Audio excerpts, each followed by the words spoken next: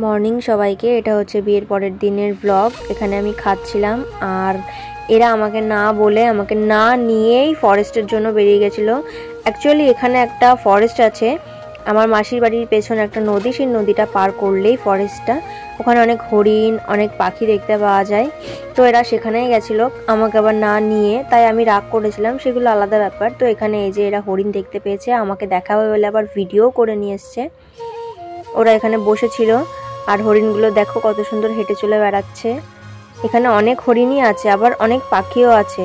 এই যে এরা সবাই এক এক করে হাই করে দিল, প্রত্যেকটা শয়তান। দিয়ে আবার ইনি আবার প্রথমবার নৌকা চালাচ্ছিল, প্রথম এক্সপিরিয়েন্স, তার জন্য আবার ভিডিও করে এনেছে আমাকে দেখাবে বলে। তো প্রথমে একদম কচুরি পানার মধ্যে ঢুকিয়ে দিচ্ছিল, তারপরে আবার ঠিকঠাক করে চালিয়ে নিল। তো এর দেখে আমার মজাও লাগছে আবার রাগও হচ্ছে। তো তোমরা সবাই দেখতে থাকো কিভাবে নৌকা চালাচ্ছে। এই যে এটা হচ্ছে আমার ভাই, সৌমেন ভাই।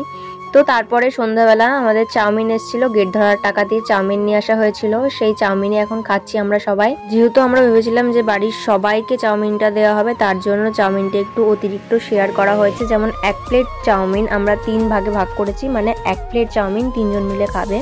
এখানে যেহেতু আমরা 6 জন ছিলাম, তার জন্য আমি 2 প্লেট চাউমিন এনেছিলাম, মানে 2 প্যাকেট চাউমিন এনেছিলাম। তো এরা খাওয়া স্টার্ট করে দিয়েছে আর দেখো কিভাবে খাচ্ছে। এটা হচ্ছে আমার ভাই, এটা আমার মামা, আর এটা সৌমেন, তোমাদেরকে প্রথমেই বললাম। তো দেখো কিভাবে খাচ্ছে, এরাই কিরকম করে খাচ্ছে, মনে হচ্ছে যেন জন্মে খায়নি। আর আমি আগে খাইয়ে দিচ্ছিলাম, আমার রাগ ভাঙিয়ে দিয়েছিল তাই। দিয়ে পেছনে আমার ননদ ছিল। তো আজকে এইটুকুই।